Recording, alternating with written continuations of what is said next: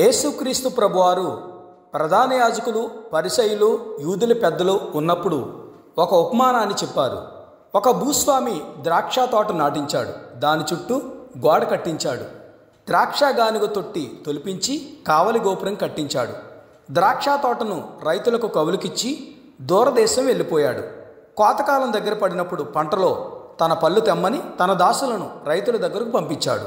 రైతులు ఆ దాసులను పట్టుకుని ఒకరిని బాగా కుట్టారు, ఒకరిని చంపేశారు, మరొకరి మీద రాళ్ళు రువ్వారు. భూస్వామి మరలా వేరే దాసులను పంపించాడు. వారిని కూడా రైతులు అలాగే చేశారు. చివరకు భూస్వామి నా కుమారుని అయినా గౌరవిస్తారు అని చెప్పి తన కుమారుని పంపించాడు. అప్పుడు రైతులు కుమారుని చూచి వారసుడు వీడే, వీడిని చంపితే వారసత్వం మనకే వస్తుంది, ద్రాక్ష తోట మనకే దక్కుతుందని చెప్పి అతన్ని పట్టుకుని ద్రాక్ష తోట వెలుపలికి గెంటివేసి చంపేశారు. ఇదంతా ప్రభువారు చెప్పి ద్రాక్ష తోట యజమాని వచ్చినప్పుడు రైతులను ఏం చేస్తారు అని వారిని అడిగాడు.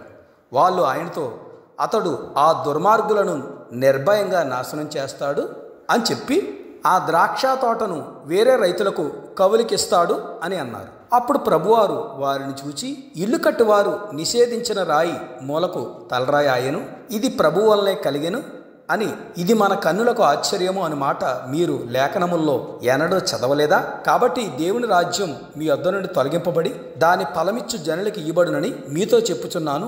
ఈ రాతి మీద పడువాడు తునకలైపోవును గాని అది ఎవని మీద పడునో వాడు చూర్ణమైపోయేలా చేస్తుందని వారితో అన్నారు.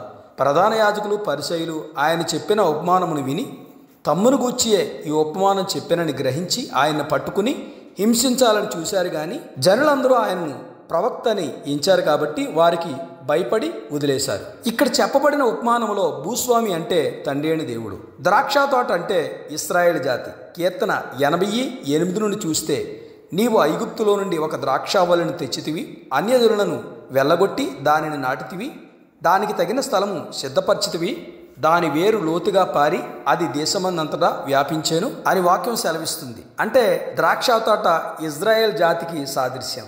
గోడ ఇతర జాతుల నుండి యూదులను ప్రత్యేకించడానికి సూచనగా కనబడుతుంది. కావలి కోట అంటే దేవుడు ఆ జాతిని శత్రువుల నుండి రక్షించాలన్న గట్టి కోరికకు సూచనగా ఉంది. రైతులు యూదుల నాయకులు, పంట గురించి అడగడానికి వచ్చిన వాళ్ళు ప్రవక్తలు. ఆయన కుమారుడు మన ప్రభు అయిన యేసుక్రీస్తు వారు. పాత నిబంధనలో ప్రవక్తలు ప్రవచించినప్పుడు యూదులు వారిని హింసించి బాధ పెట్టారు. అలాగే దేవుడు తన ప్రియకుమారుని లోకానికి పంపించినప్పుడు ఆయనను తృణీకరించి సిలువ వేసి చంపారు.